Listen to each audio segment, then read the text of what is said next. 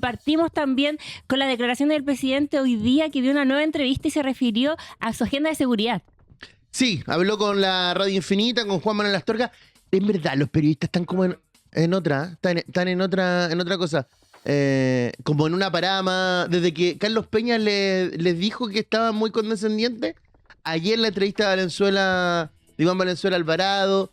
Hoy día también un poco Astorga, el presidente Kast. Había un poquito más de apriete, digámoslo así, un poquito más de apriete. Bueno, habló de la reforma de seguridad y dijo, la voy a mandar igual, así que si después la cambiamos, bueno, la vamos cambiando. Oiga, pero no tiene ni el apoyo de sus aliados. Ahí vamos a ver. A mí lo interesante de la entrevista también es que dice un poco el tono que el día de ayer salió Alvarado, el biministro, que fue bastante, fue más claro en decir que se requieren acuerdos, que esto no va a avanzar si es que no existe como un consenso dentro del Congreso, y parece que el presidente como que no estaba en esa parada. Entonces uno igual se cuestiona también de qué manera se está sociabilizando al interior del gabinete esta información. Algo interesante también que estaba pasando en la entrevista, que todavía se está desarrollando, es que Kast dio un antecedente que no lo habíamos escuchado hasta el momento, de qué manera toma las decisiones, ejerce su poder. Bueno, hoy día aclaró un poco que no es un presidente que toma las decisiones solo, dijo, escucha mucho a sus ministros, algo que no pasaba con Sebastián Piñera, el otro referente que tenemos, presidente de derecha, así que está bastante interesante la entrevista que está sucediendo. También se refirió a esta falta de mujeres en el elenco del gabinete y dijo también que si no se puede, es lo óptimo tener a mujeres dentro del gabinete, pero si no se puede, bueno, la realidad pesa más y hay que llevar a cabo entonces el programa de gobierno. Ahí habló entonces el presidente. Acaba de decir también algo que era una idea, recordemos, de Longueira y de muchos personeros muy importantes de la derecha, de tener una coalición de gobierno, y durante esta jornada entonces descartó la idea, y vamos a escuchar lo que dijo el mandatario.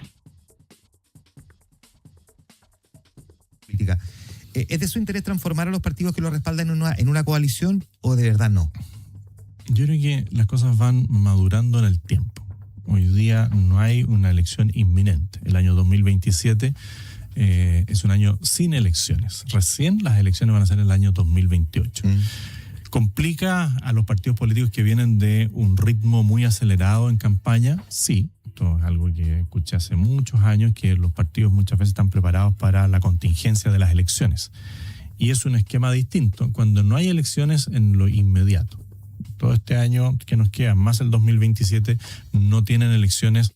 Las primeras elecciones son a fines del 2028.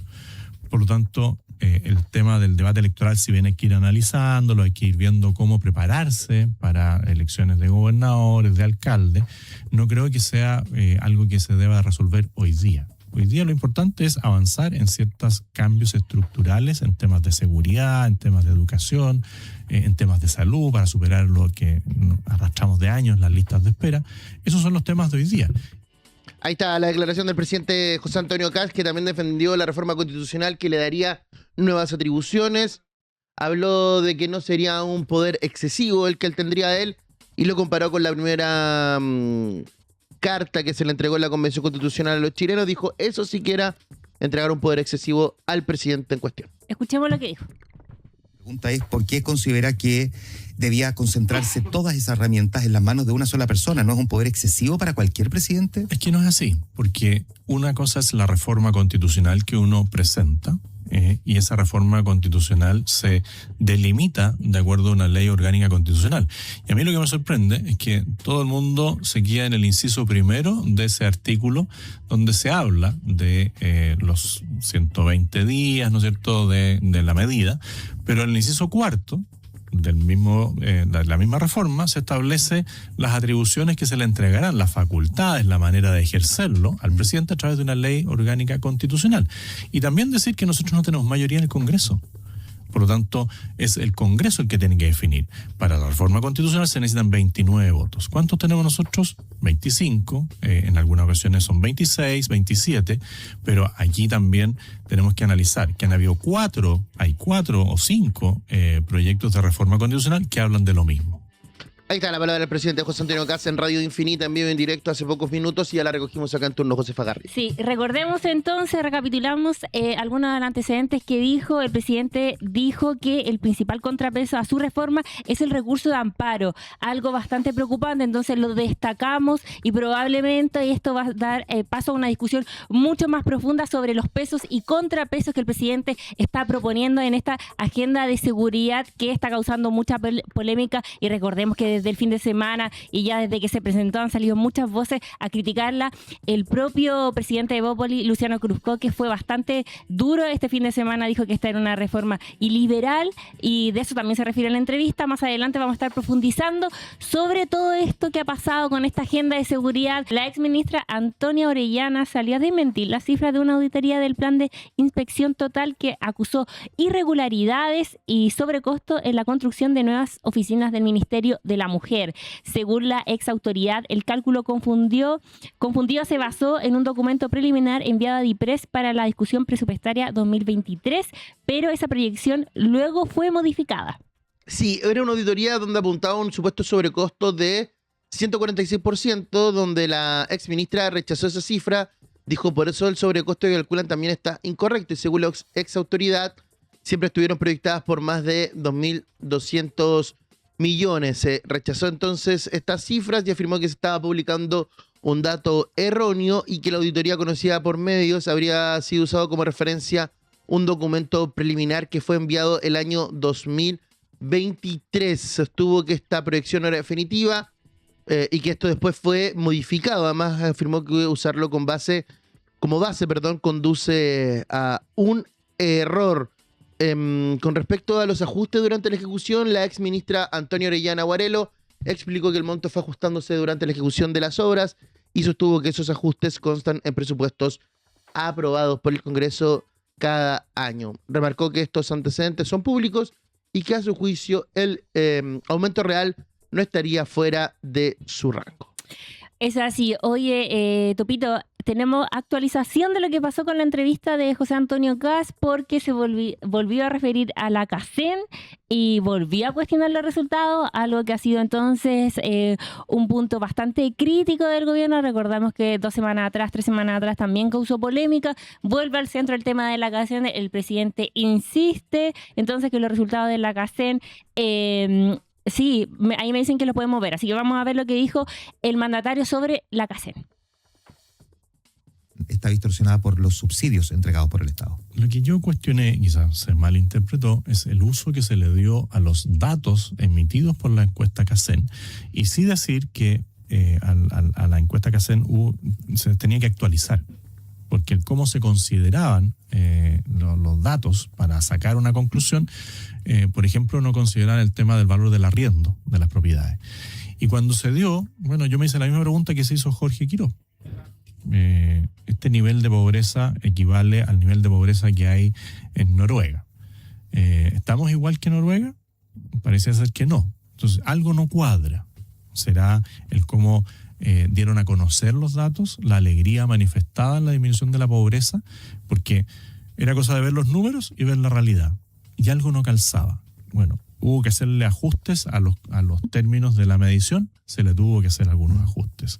La encuesta CACEN es una herramienta que fue creada por alguien, es una herramienta, no esa misma, pero la idea de focalizar la pobreza, de ver dónde está la pobreza, fue de mi hermano. Sí, y ha sido readaptada muchas veces. El que generó el primer mapa de la extrema pobreza fue mi hermano. El tema es que la reducción o el cuestionamiento respecto de la reducción de la pobreza es que está basada en subsidios.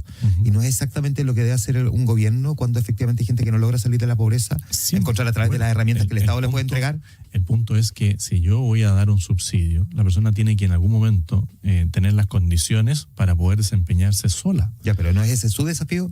Sí, pero los subsidios son subsidios, no son un apoyo permanente. En un momento dado, yo le digo a una persona, usted es emprendedor.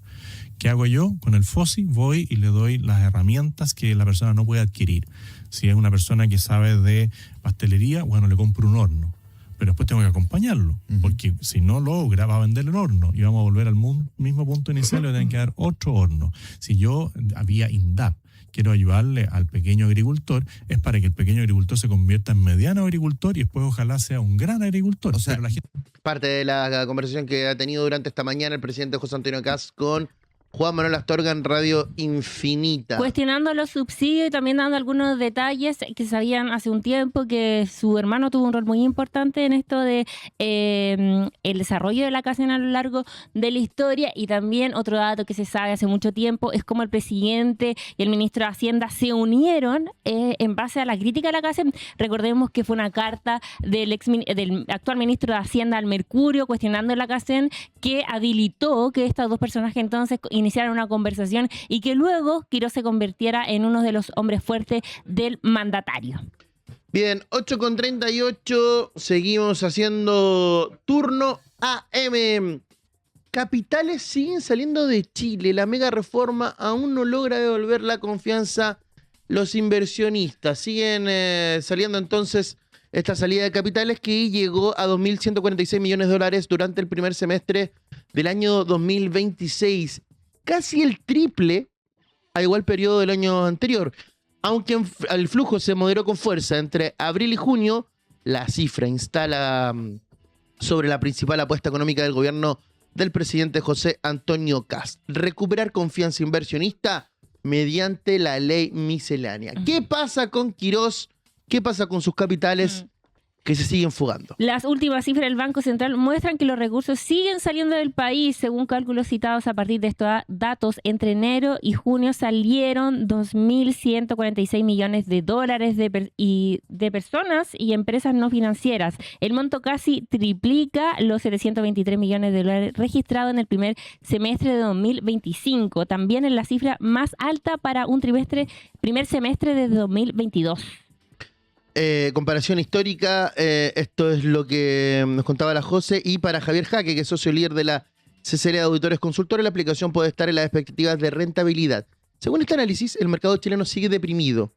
Un crecimiento anual cercano al 2% no anticipa retornos atractivos para los inversionistas, y este diagnóstico toma fuerza después de que el Banco Central informara una contracción del 0,2% anual del PIB en el segundo trimestre, acumulando 2 de estos consecutivos de retroceso. Ya en una perspectiva más política, la ley miscelánea entonces entra a prueba porque fue presentada por el gobierno como su gran herramienta para recuperar inversión y crecimiento. El presidente Kast sostuvo que uno de sus objetivos era recuperar competitividad tributaria. También buscaba entregar certezas de largo plazo a grandes proyectos. Ahora la pregunta es si estos cambios lograrán influir en decisiones concretas de inversión.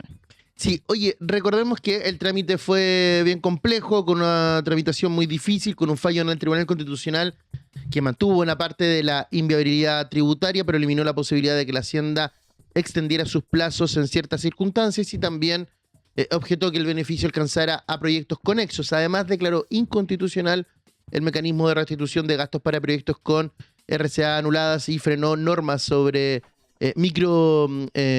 relocalizaciones no puedo decirlo. Acuícolas. Ahí está. Ahí me enredo. La cacofonía de Canea no es tan buena. ¿Me ponen palabras más simples para la otra o no? Por favor.